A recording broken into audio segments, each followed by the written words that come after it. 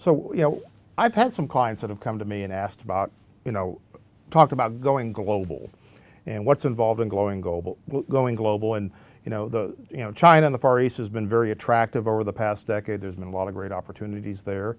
And people want to talk about that. They've got clients who have offices in Shanghai, so they feel that they need to have an office in Shanghai, and that all makes perfect sense. But we need to examine why we want to go global and make sure that we're providing for those things. And then the other question is how to do it domestically. So, just to finish the thought on the global side of it, the current thinking, and I think it's still very valid, is that you have to think locally. So we call it glocal. So you can't be global and have an extension of yourself in another country. What you have to have is a presence in another company that connects back to the mothership, as I like to call it.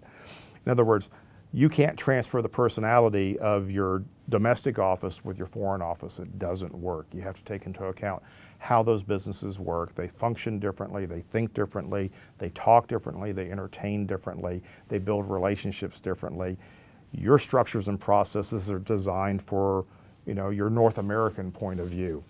A great example, one of the speakers I like to listen to talks about the difference between having a relationship in the US versus having a relationship, anywhere else in the world.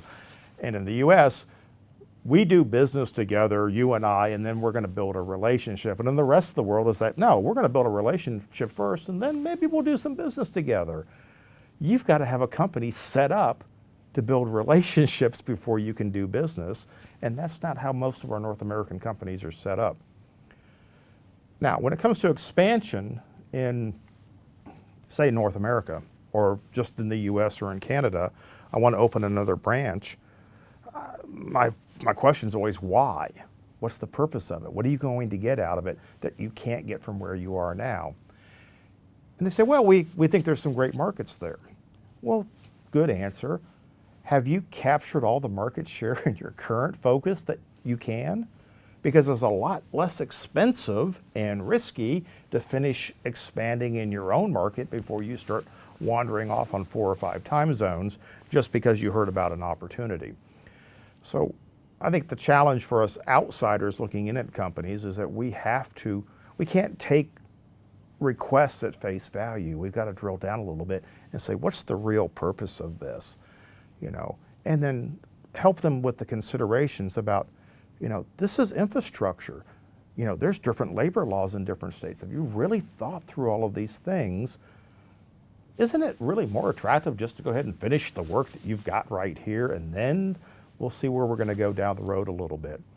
So it's a great question. I think we have to continually explore these things as organizations, because the time to do it might be in the near future. And the sooner we know, the better we're going to be prepared to do it.